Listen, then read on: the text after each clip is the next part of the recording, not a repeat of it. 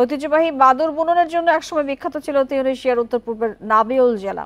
প্রযুক্তির কারণে ঝুঁকিতে পড়েছে এই শিল্প। টিকে থাকতে করতে হচ্ছে সংগ্রাম। আর্থিক সংকটের কারণে কমতে শুরু করেছে কারিগরের সংখ্যা।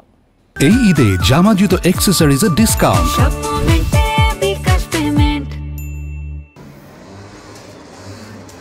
মাত্র ১২ বছর বয়সে অনেকটা শখের বশে এই মাদুর তৈরির কাজ শিখেছিলেন জালিল। শুরুতে মাদুর তৈরির রাশ পরিষ্কারের কাজ করতেন তিনি। ধীরে ধীরে বাড়ে দক্ষতা। এখন অর্থ উপার্জনের মাধ্যম ছাড়িয়ে নেশায় পরিণত হয়েছে এই শিল্প। এই শিল্প আমার শেকড়।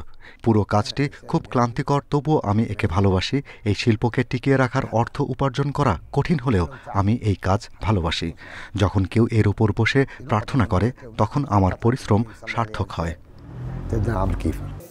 একসময় নাবিউলের প্রায় প্রতিটি ঘরেই চলত এই মাদুর তৈরির কাজ।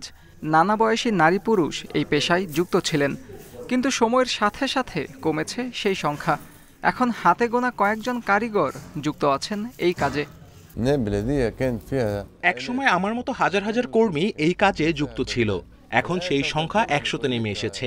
এদের মধ্যে ৫০ থেকে ৬০ জনই অবসরপ্রাপ্ত কর্মী। নতুন প্রজন্মের মাঝে এই শিল্প ছড়িয়ে দিতে চান জালিলের মতো কর্মীরা। তাদের শঙ্কা, নতুন প্রজন্ম আগ্রহী না হলে হারিয়ে যাবে ঐতিহ্যবাহী এই শিল্প। যদি তরুণরা এবং সরকার মনোযোগ না দেয় তাহলে এই শিল্প বিলুপ্ত হয়ে যাবে। আমি কল্পনা করি ৫, ৬ বা ৭ বছরের মধ্যে এটি বিলুপ্ত হয়ে যাবে, মারা যাবে।